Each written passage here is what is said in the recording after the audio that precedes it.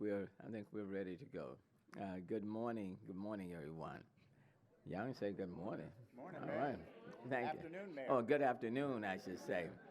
Of course, this is budget day, and I am presenting the eighth and final budget for me as mayor of the city of Houston.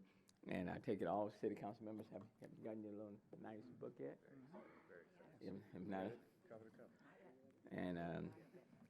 and as you can see on the book cover is the Ailey Multi-Service Center, and we are very proud of, and the Sunnyside Multi-Service Center, and then of course our cadets are also present. So this is fiscal year 2024, and if you haven't gotten it, you can, and certainly it is online.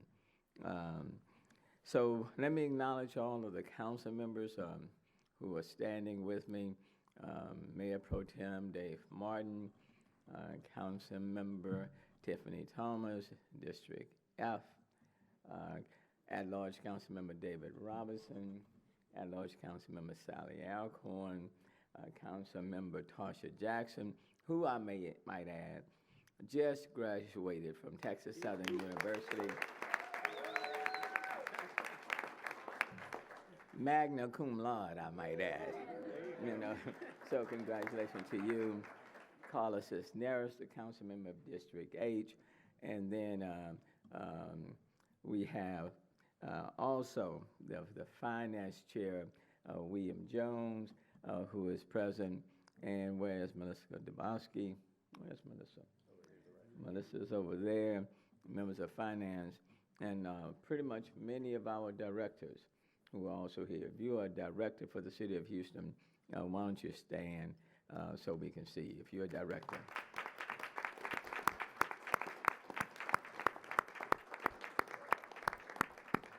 So we pretty much have close to a full house. Look, I'm honored to present this budget to you. It is the best budget that we are presenting in 8 years. It's the final one, but it is also the best one. And in the final year, it is a budget that in many ways is futuristic because we will be handing off the budget to the city, to the next mayor, in better financial shape than what I inherited when I came in on January 1st, 2016. In fact, I believe it's one of the better budgets that have been presented by the city in quite some time. So I'm very pleased with that. The fiscal year 2024 proposed budget, I'm pleased to present this budget. The proposed budget for all funds totals $6.2 billion, an increase of $379.2 million, or 6.6% compared to the fiscal year 2023, current budget of $5.8 billion. And if you drill down into that, the enterprise fund accounts for $199 million of that $379 million increase, primarily in our combined utility fund due to higher O&M costs. The proposed general fund, and I know it's going to be a lot of numbers, so I'm not going to just rush through very quickly. The proposed general fund budget of $2.9 billion reflect an increase in spending of $120 million, or 4.3%, from the fiscal year 2023 current budget of $2.8 billion. The increase in spending is primarily driven by a few factors. The pay increases for all employee groups, including 3% for municipal employees, 3% for police, and 6% for fire, totaling $51 million. The 6% fire pay raise included in this budget represents the third year of an 18% cumulative pay raise valued at $115 million. $47 million increase in transfers to the DDSRF to support streets and drainage projects in the CIP, coupled with a decrease in debt service of $7 million for a net increase of $40 million for pay-as-you-go and debt. Let me just stop and focus on that. I know there's been a lot of issues and questions raised about giving more to our drainage. Well, in this budget, that is occurring in this budget. In terms as pay-as-you-go, when things started, we owed about $2.4 billion in pay-as-you-go in the DDSRF. Well, you know what I mean. At this point, we have paid about $1.8 billion in pay-as-you-go, $1.1 billion in principal, $649 million in interest, which means, yeah. Which means what is left to be paid on the pay-as-you-go. We owe $637 million, which is owed, $521 million in principal, and $116 million in interest, which reflects that we are paying the debt down. And as we pay the debt down, there are more dollars that will be available to go to the projects themselves. So that is what is occurring, and I'm pleased with that. And so more money is being given to DDSRF. And then, in fact, and I think we have a slide, in fact, if not for Series 2017 pension obligation bonds, the general obligation outstanding debt otherwise has decreased by $770 million since fiscal year 2016.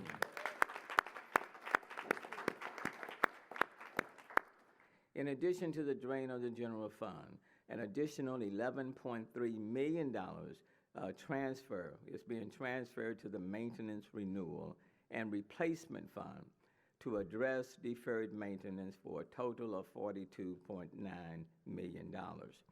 And then the last item that I want to highlight as relates to what we are spending from the general fund, the other post-employment benefit trust contribution. Now, Mayor Pro Tem, you have been strongly supporting the trust fund in order to further reduce the other post-employment benefit liabilities. I know Councilman Malcorn, you've also weighed in on this. In this budget, subject to you all's approval, this budget will set up that trust fund, and we are putting $10 million into that trust fund.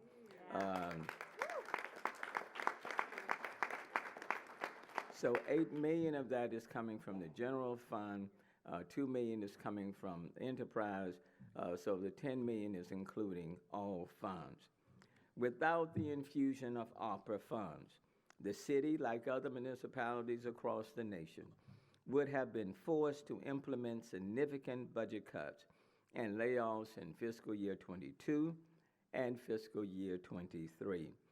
As permitted under the ARPA's guidelines, the city used ARPA funding to replace hundreds of millions of dollars in revenue that would have been used for government services to maintain and sustain critical city services. The fiscal year 2024 proposed budget utilizes $160 million in ARPA funding to further address the reduction in revenues due to the public health emergency. But even in the absence of the ARPA funding, and I want to underscore this, even in the absence of the ARPA funding, the city would have been able to balance the fiscal year 2024 budget by drawing down from the fund balance. With the assistance of the ARPA funding, we continue our comprehensive approach against violent crime with the One Safe Houston Crime Reduction Initiative. And additionally, in March 2023, I announced the launch of One Clean Houston to combat illegal dumping. This initiative focuses on 3 key areas to address the issues. 1, rapid cleanup. 2, veteran enforcement, and 3, prevention and education. What I want to underscore with One Safe Houston and One Clean Houston is that we are utilizing the ARPA funding to pay obligations for the next year and the year after. So these initiatives, like crisis intervention and the cleanup initiatives, or tearing down abandoned buildings, those initiatives can continue by the next mayor and city council, funded by those ARPA funding.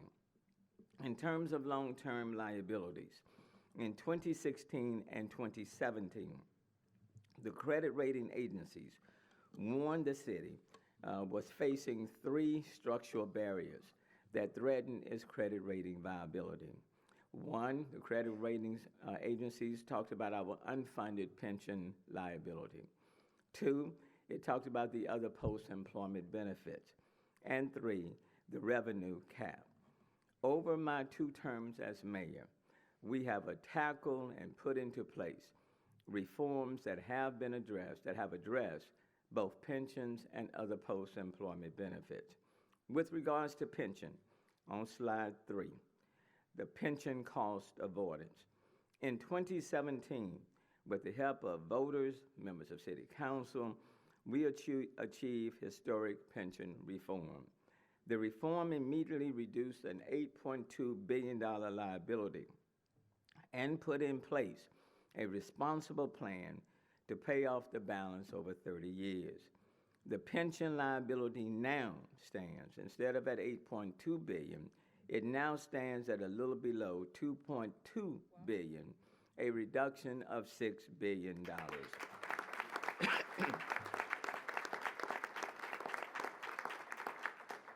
Not only was the unfunded liability tremendously reduced, but also the cost avoidance of projected annual pension contributions, which would have come from the general fund on an annual basis. The cost avoidance, which the city has had the benefit of not having to pay, is equals to $1.7 billion since 2018. That's $1.7 billion that we would have had to pay out of the general fund and would have really put us in a bind with other city services. In slide 4, it is important to note that the 3 pension systems are healthier today, municipal, police, and fire, because of the pension reforms we have put in place.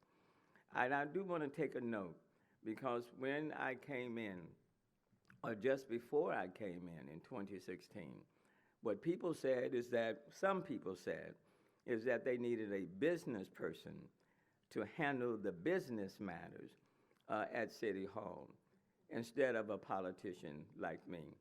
The reality is, you got the politician and the business person all wrapped up in one.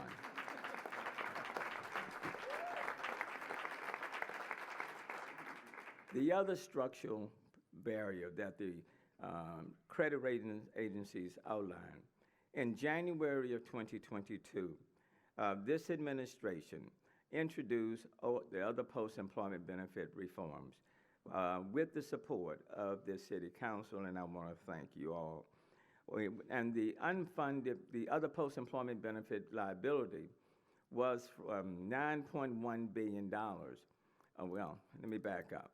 Without any reforms, the other post-employment benefits would have gone up to $9.1 billion estimated over 30 years. With the reforms that we have put in place, that $9.1 billion has been reduced to $4.5 billion, a reduction of $4.6 billion. In this fiscal year 2024 proposed budget, with the support of council, we will establish an OPEB trust with a starting contribution of $10 million, which will escalate over time. The city's ongoing contributions to the trust are estimated to further reduce the liability down to $1.1 billion by the year 2048, an additional reduction of $3.4 billion. The goal of the trust is to save and grow through investment earnings, funds that will offset pay-as-you-go costs in the future while simultaneously reducing the net OPEB liability. On the fund balance, slide 6, the proposed budget includes an ending fund balance of $401 million, which is 16.6% of expenditures less pay service and pay-as-you-go, well above the minimum of 7.5% established in the city's financial policies. That is $220 million above the 7.5% of expenditures less debt service and pay-as-you-go. This represents the strongest fund balance in recent history for a proposed budget.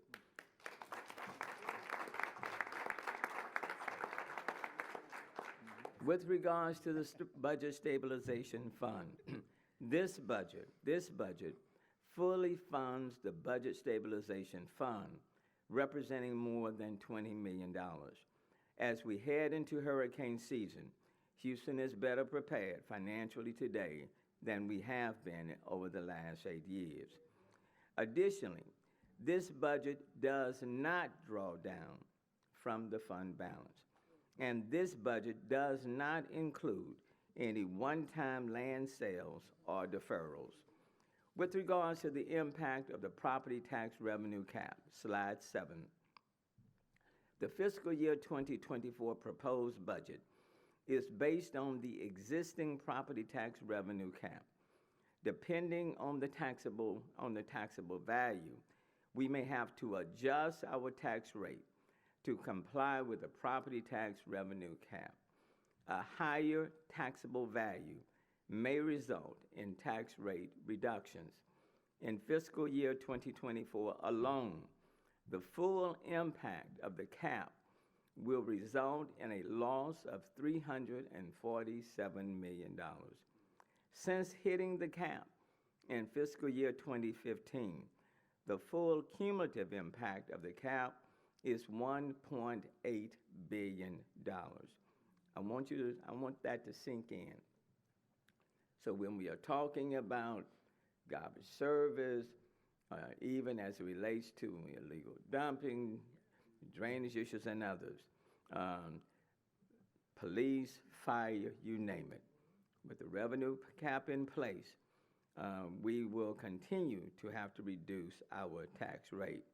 Last year, in view of the increase in property value and to provide relief to senior citizens and the disabled, the tax exemptions for over 65 and disabled tax exemptions were increased from $160,000 to $260,000 and remains in place today.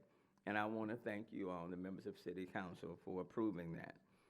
The conservative revenue budgeting, slide 8, sales tax budget versus the actual. While having to live with the limitations of the revenue cap, which as an editorial note, let me just add, as your outgoing mayor, soon to be, your revenue cap has outlived its usefulness. And so for future voters and people in the city, and for the future of this city, in my humble opinion, this cap should not remain in place. Having said that, we have managed to continually propose balanced and conservative budgets, and we continually seek to outperform budgeted expectations annually. For example, on sales tax, our fiscal year 2023 estimated collections exceeded the adopted budget by $85 million, or 10.6%. The fiscal year 2024 proposed budget, again, is conservative, where we are proposing a 3% decrease from fiscal year 2023. But even with these conservative numbers, our fund balance is strong. Let me stop even before I get to the end to thank Will Jones and his entire financial team.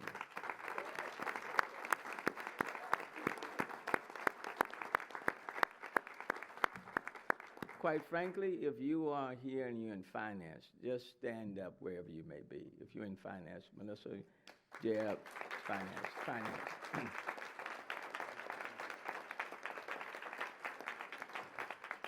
This is just a small representation of the finance department, but I believe Will and Melissa, I believe the two of them have been with me for the past 8 years.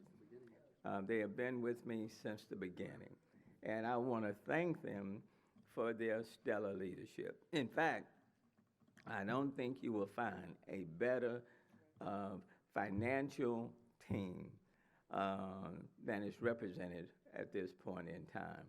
They have been with me from the beginning, from day one, and in 8 proposed budgets. And even when we faced a $160 million deficit coming in under their stellar leadership, we have been able to put forth stellar budgets. Not one time since I have been mayor have we been forced to lay off one single employee in the city of Houston.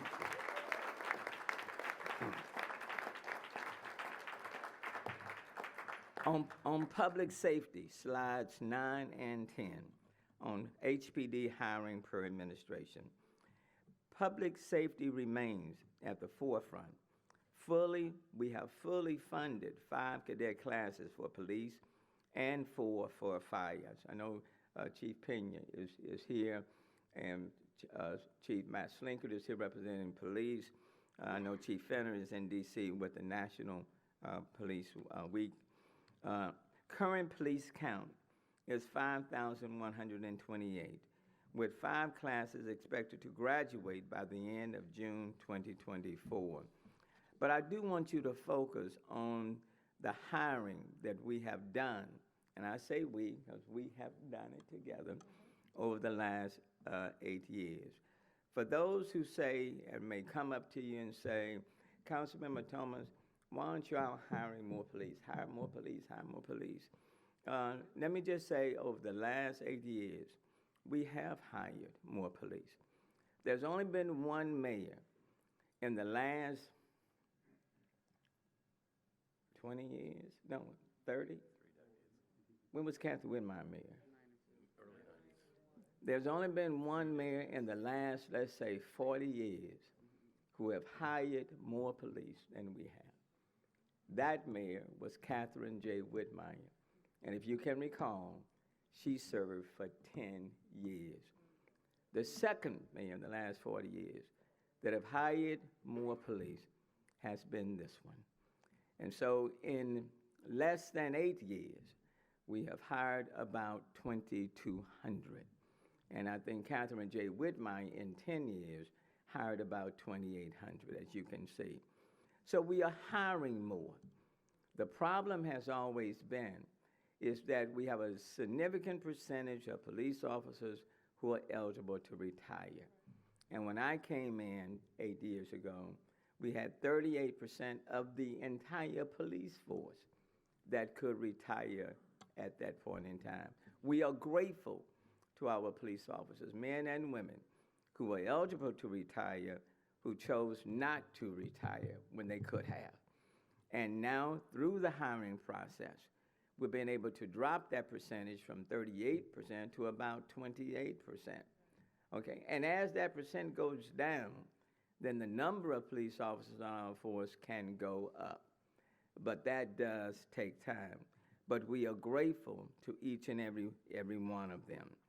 And then on budget process and transparency, this fiscal 2024 proposed budget begins the transition to an outcome-based budgeting model.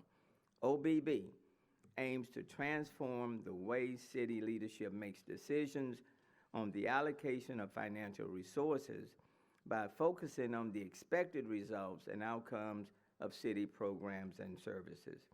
In March 2023, the City of Houston finalized the implementation of the Open Finance Initiative to provide more transparency about the city's finances. Open finance allows city advocates to stay informed and gain access to the same information stakeholders and government leaders use to make decisions in the day-to-day operations of local government. This includes publishing relevant, accessible data sets about the city's budget, checkbook, and payroll. In conclusion, the fiscal year 2024 proposed budget is my 8th consecutive budget that is balanced. Before pension reform, the city's projected unfunded liability was $8.2 billion and growing. We have worked together hard to address the liability, and today, with the reforms we have created, the unfunded liability has dropped to $2.2 billion, which is a $6 billion reduction. We have addressed the OPEB liability with reforms introduced last year, projected to reduce the city's OPEB liability from $9.1 billion to $4.5 billion. And in this proposed budget, we will establish an OPEB trust fund that will further reduce the liability down to $1.1 billion in the future.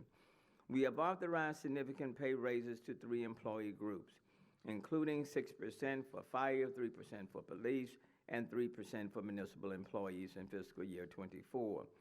Our fund balance is strong, with $220 million above the required 7.5 of expenditures, less debt service, pay as you go, and the budget stabilization fund is fully funded.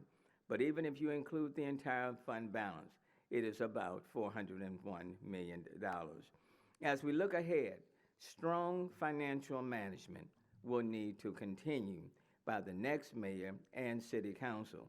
The city of Houston operates under one of the country's most restrictive property revenue caps, in addition to complying with the state of Texas revenue cap and the pressures of inflation. Despite those challenges, the financial health of the city is much stronger than it existed on January 1st, 2016.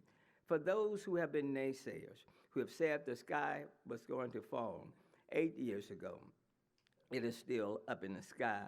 7 years ago, it's still there. 6, 5, 4, 3, and 2, and 1. The sky is still there, and the sun is still shining on the city of Houston. Any gap that may exist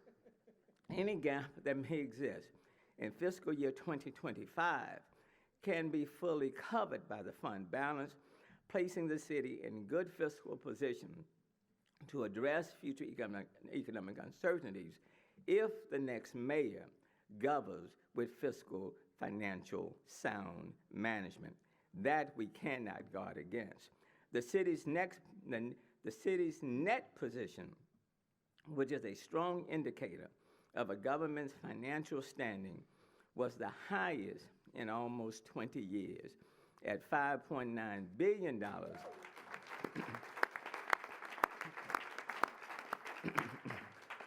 As of the end of fiscal year 22, an increase of $2.2 billion compared to fiscal year 2021.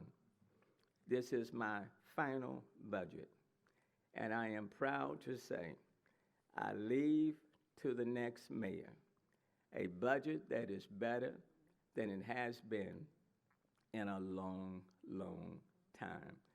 But I owe it to 16 partners that I've had plus, because some city council members were not here in 2016. But to the members of city council, let me thank you. To the department directors, all of you, let me say thank you. To 22,000 employees who have stayed the course, let me say thank you. And to the people of City of Houston, let me thank you for trusting me to guide this city financially. And for those who say, well, Mayor, but for the federal dollars, we would not be here. But the federal dollars wasn't here in 2016. We balanced the budget anyway.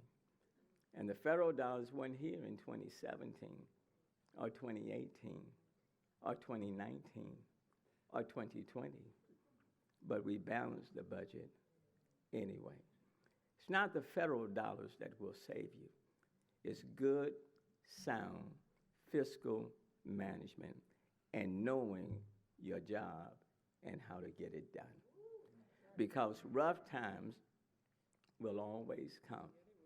But let me tell you, when you've grown up and you've been reared when you didn't have much, that you had to make a dollar stretch, but to still cover your needs, even government has to run on those sound principles. I brought to City Hall what my mama and daddy taught me. They fed 9 kids and took care of us well. And I believe together we have done an excellent job. So members of City Council, I present to you this fiscal 2024 budget. Hopefully you won't amend it too much. But let me thank you. And then at this point, again, I do want to again thank Finance Enough. Will, I am very indebted to you. This guy knows his stuff, and I want you to know I very much appreciate you. Melissa?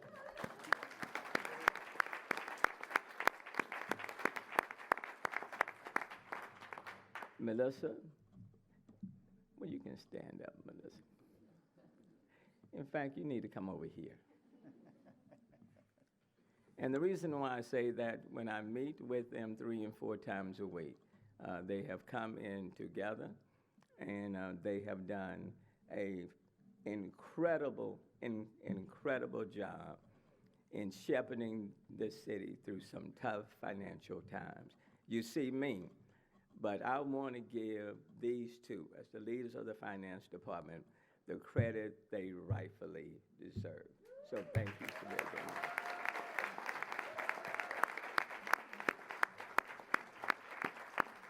And then lastly, before I yield the floor, let me thank the Chief of Staff, because in all of these meetings, financial meetings, Marvelette Hunter has been in all of them, probably knows the budget as much as, well, maybe slightly less than I do.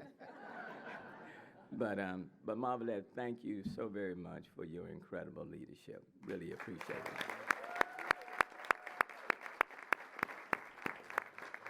Now I'm honored to yield the floor to the chair of BFA.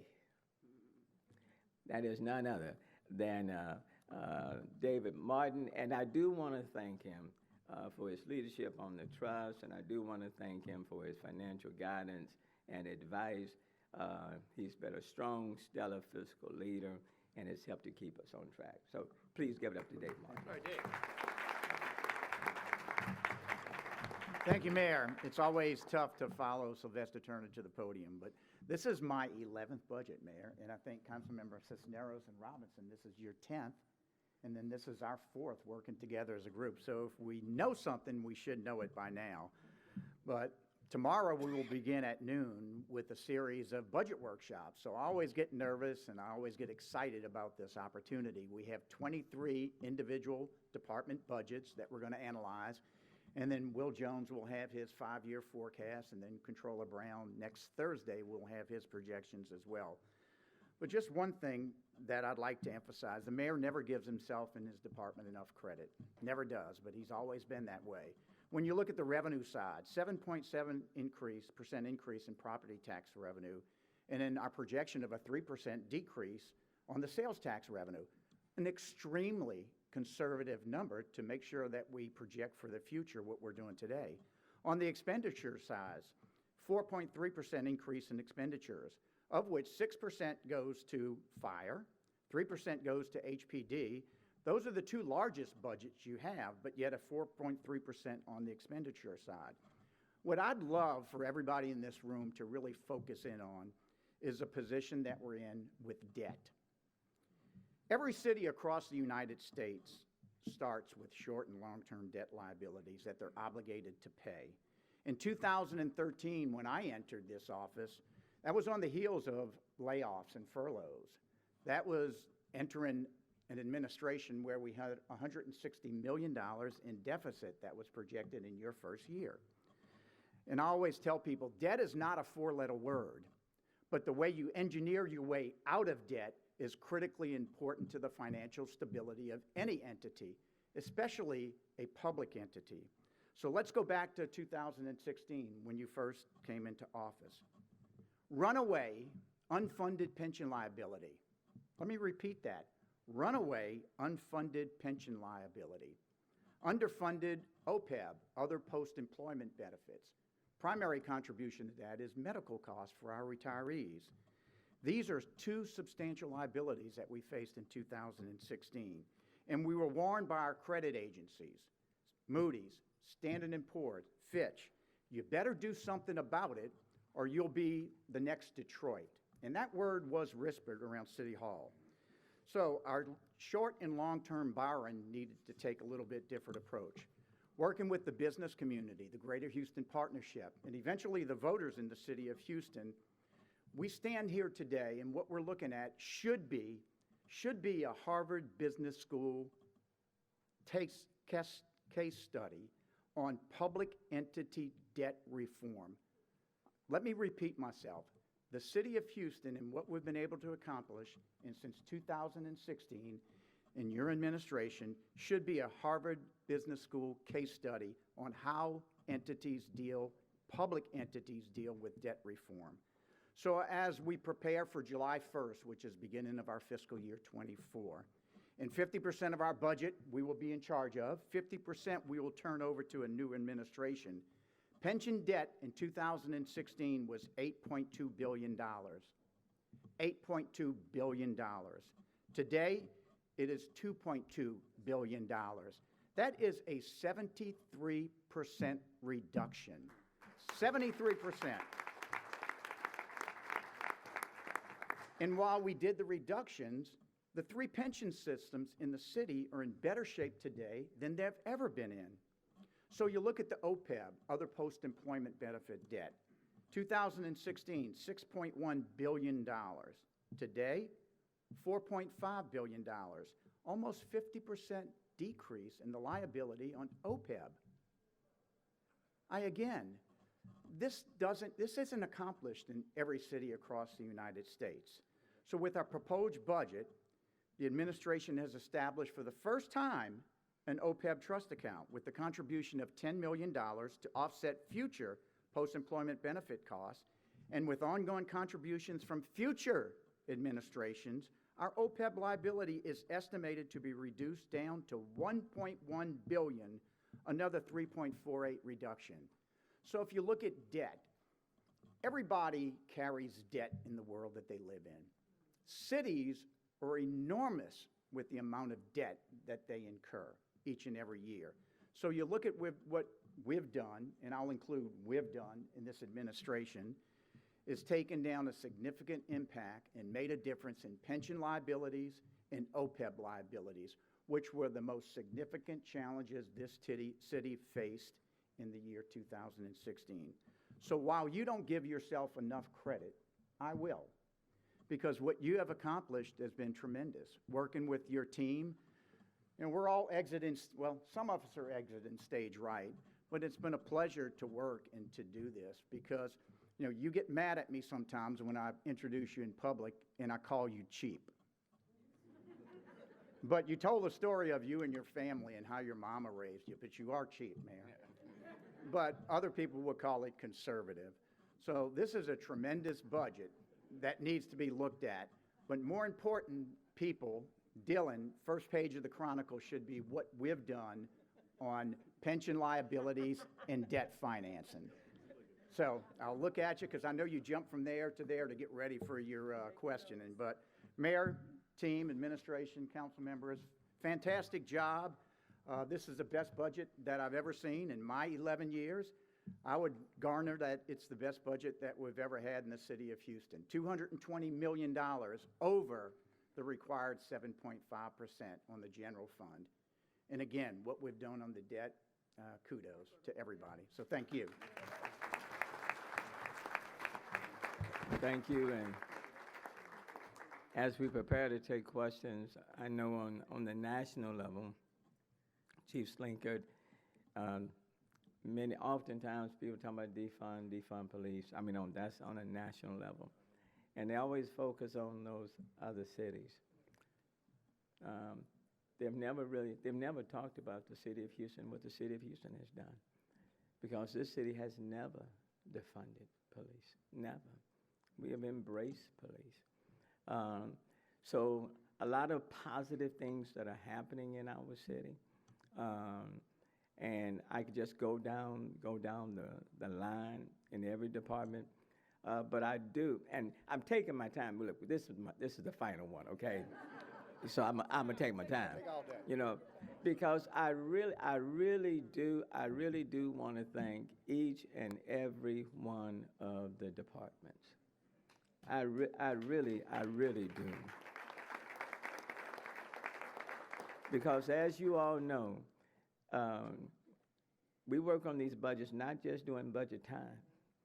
We're having conversations all throughout the year. And they're tough calls when we don't want to lose staff because they can get paid more out in the private world, or they're asking for more, not because they don't deserve it. They do deserve it and need it. And then there have been times over the last 8 years when we've asked the budget departments to cut. And those are difficult calls, or you don't fill positions. But having said that, the departments, through their own ingenuity, creativity, we have risen to the occasion and met city services as best we could oftentimes, okay? So I really want to thank the departments and the directors for being on this journey with us collectively. So thank each and every one of you. Okay, having said that, don't want to prolong. Are there any questions from anyone that any of us can address? Hi, Mayor. Hey, Dylan. You mentioned in there that you don't think the revenue cap is useful anymore. Are there any plans to adjust that on the Shoes ballot? I have no plans at this moment. Is there any estimate on what the deficit would have been absent the ARPA funding? I know you mentioned you would have been able to close it with the fund balance, but I just don't know if there was a number. Quite frankly, I want to give the Biden and Harris administration and Congress a great deal of credit because the ARPA funding helped us to stand up the 2022, fiscal year 2022, and fiscal year 2023. So it bought us time, and it bought time for the economy to recover. So in the absence of it, not just the city of Houston, but cities across the board would have gone under. I mean, we would have had to have laid off 2,000 employees and cut services. So in fiscal year 2022 and fiscal year 2023, those funds were instrumental. Even in and as we move forward in fiscal year 24, they'll be instrumental. But they're allowing us to do some other things, like the funding to the arts. That's in addition to what you'll find in the regular budget, the $5 million. The One Clean Houston, for example, illegal dumping, things of that nature. That's allowing us to do some things and providing continuous pay for year 2 and year 3. Crisis intervention, and when you start talking about domestic abuse, mental behavioral health issues, and responding, the crisis intervention response team, and paying for them for year 2 and 3. So the ARPA funding has been instrumental in allowing us in a creative ways to do those things. And if we didn't have those dollars in fiscal year 22 and 23, then they certainly would have had a direct negative impact for fiscal year 24. So they have done precisely, I think, what they were intended to do with us utilizing the dollars in the way they intended us to use them. I think after the last report that the city did for ARPA was that they had spent $343 million plus that's 160. I think that would leave around 100 left over. Is it your intent to leave that for the next mayor, or will you guys? In pretty much all of those dollars have been obligated in certain categories. So I had this conversation, for example, with finance team about a week ago. All of those dollars have pretty much now been obligated. And bear, ARPA dollars? yes, because bear in mind, we didn't want to start some services and then drop them at the end of December of this year. So with respect to the crisis intervention in HPD, the funding continues for the next 2 to 3 years. Same thing with One Clean Houston. The funding continues. So when you take into effect those out years that are being covered by the ARPA funding, those dollars have been pretty much committed. I don't want to hog the mic, but Same thing for some of our homeless initiatives as well. I wanted to ask you about the DD SRF transfer as well. So another 50 million. So does all that money go into the CIP, or how does that money end up getting spent? Listen, you want to come and take that one? I will. Whichever one. Yeah, it does go. It does go to the CIP. So, I mean, the whole point of it is for the pay-as-you-go. So as the debt is paid down, the captured revenue amount increases, and all of that goes towards capital projects. Okay. And I know residents have been making requests about SWAT and LDP. Does this budget continue the $40 million allocation to SWAT? Yes, it's 20 plus 20, and plus we're looking, trying to encourage the county to give even more dollars to the SWAT program. So we'll be able to add more dollars to some of the initiatives that they have been asking for. And then I will tell you that I am relooking, taking a second look at policies that changed a couple of decades ago, impacting maintenance, for example, of open ditches. And so I'll be looking to make some recommendations to City Council. And how about the local drainage projects? Is that funding going up as well, or? The SWAT projects? I think there's SWAT and LDP, right? The linear- It's the same, Okay. yeah. Any other questions? This is off topic, and I apologize for it. Can you wait, if it's off topic, can we wait? Yes. Thank you so much. Are there any other questions related to the proposed F-24 budget? Anything on the budget? And we'll get with you in a minute. Okay. Anyone else on the budget? Well, Talk about when the council gets the budget. yeah, let me have Will. Really quick, I just wanted to, first of all, thank the mayor. I know he gave me a lot of kudos, but I've been able to learn a lot from him since he came into the office, and it really elevated myself, so I really thank you for that. I do stand behind this budget as one of the strongest that we've ever presented, and I appreciate the mayor for recognizing my team, but I do want to call out my deputy director over the budget, T. Reese, please stand. Her and her team are the ones that work the late nights, and Paula next to her. T could be up here as well. They do all the hard work of putting this together. So thank you, T. To my fellow directors, I really appreciate the support and the working together on this budget. This was a transition budget for us with OBB, and it required a lot of work from you all, and I really appreciate it. And to your CFOs, we put in a lot of work to try and change the budget and change how we share the budget with the citizens and with council. And I could not have done it without my fellow directors and the CFOs, and especially my team. And again, Mayor, it's been an honor working for you, and I've learned a lot, and I'm looking forward to carrying that on. So thank you. I do want to make note, and Dylan, you did ask a question on opera funding and the amount that's encumbered, because what you may not see, and when I looked over and saw Lisa, and then it kind of hit me, like for the police radios, that is a $37 million commitment to be paid over 7 years. Well, to help the next mayor out, whoever he, yeah, I know, I shouldn't leave, but still waiting for the legislature to impose that COVID exemption. But instead of just saying, okay, the radio is going to cost $37 million, you're going to find the $37 million. We are utilizing some of that opera funding. I think $15 to $20 million to pay down on those radios to give the next administration over a 7-year period time to find the additional dollars. So those are the sort of commitments that are being used by the opera dollars that but for, you would have had to look someplace else. So when you add those type of down payments coming from opera funding, it just makes it easier for the next administration to come in, or at least give them time to try to work some things out. And same thing with the city council as well, for all of them who will be returning. Okay, y'all sure? No, nothing else? Sunshine. It's my final year, so I'm not rushing anything. So I mean, we all good? Yeah.